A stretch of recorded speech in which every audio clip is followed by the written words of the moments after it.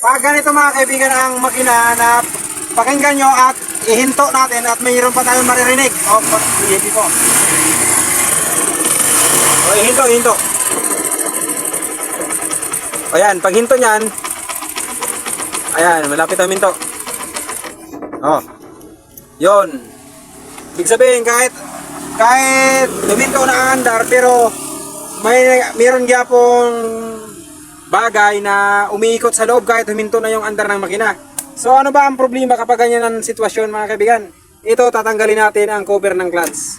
Kasi ang tinatawag na center punggal ng ating motor, malamang yung kunya niya ay putol o kaya nabiyak.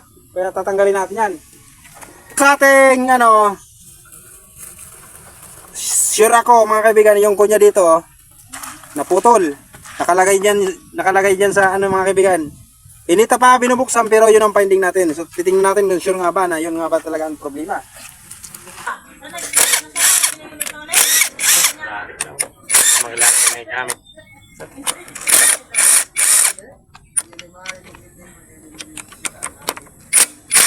Mga pirali na po yun. Ini.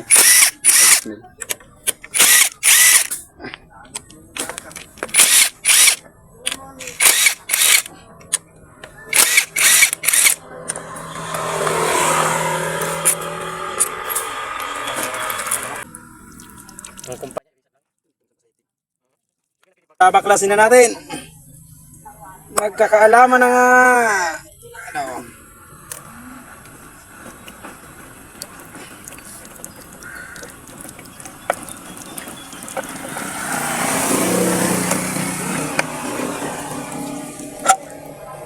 Sumangit oh. Ay, pusa oh.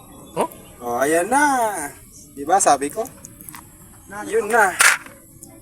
Ayan na mga kaibigan, umikot siya. Oo. Dapat sana hindi yan maikot mga kaibigan. Yun ang sabi ko. Hindi dapat yan umiikot. Iikot lamang yan kung bababa yung piston. Pero hindi.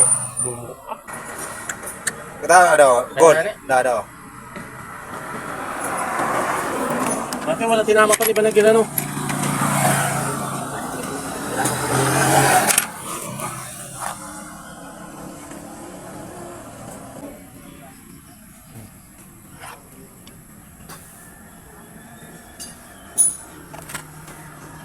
Tanggal siya mga kaibigan yung nuts sa loob.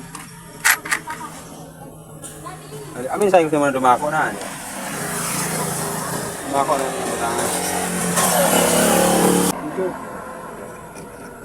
Yan. Ito lumuwag mga kaibigan. Kung kaya yan natanggal dahil sa maling paggamit o hindi tamang paghigpit. Kapag lumuwag yan, ito ay iikot. Once umikot ito, kawawa yung kunya natin na nagpipigil dito. Yan.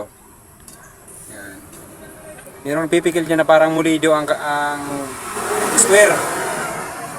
Ngayon, pag lumuwag ito nasisira. Ang center punggal.